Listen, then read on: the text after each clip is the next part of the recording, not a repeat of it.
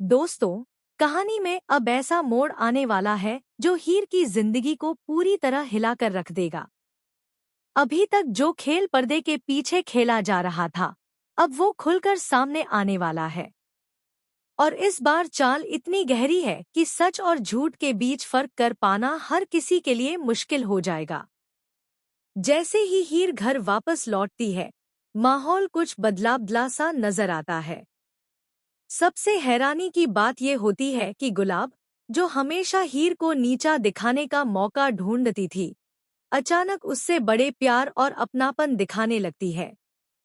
मीठी बातें, नकली मुस्कान और बनावटी चिंता, सब कुछ इतना परफेक्ट कि कोई भी धोखा खा जाए। हीर को भी एक पल के लिए लगता है कि शायद रिश्तों की कड़वाहट अब खत्म हो रही है। लेकिन उसे क्या पता कि ये सुकून तूफान से पहले की खामोशी है। असल में गुलाब के हाथ कुछ ऐसी तस्वीरें लग चुकी हैं जो उसके लिए सबसे बड़ा हथियार बन चुकी हैं।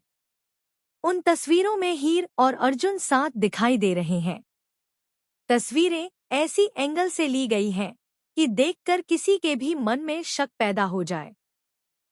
बस फिर क्या था? गुलाब को मिल गया हीर को बदनाम करने का सुनहरा मौका।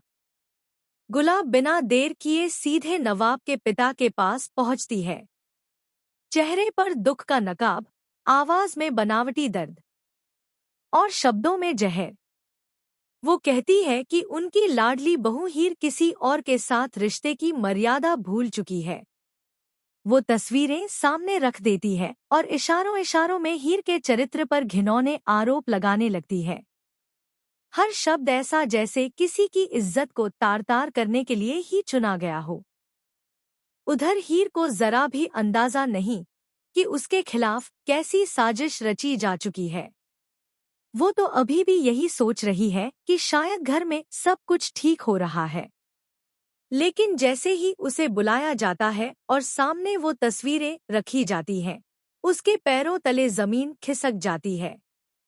उसकी आंखों में हैरानी, दर्द और बेपसी साफ झलकती है।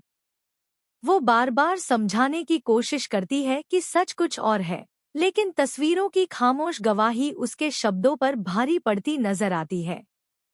अब सबसे बड़ा सवाल है नवाब के पिता का रिएक्शन। क्या वो इन तस्वीरों को ही सच मान लेंगे? क्या वो हीर की एक भी बात सुनेंगे? या फिर बिना सच जाने ही फैसला सुना देंगे? उनका चेहरा गुस्से से लाल हो जाता है। उनके मन में भरोसा और शक की जंग शुरू हो जाती है। एक तरफ परिवार की इज्जत,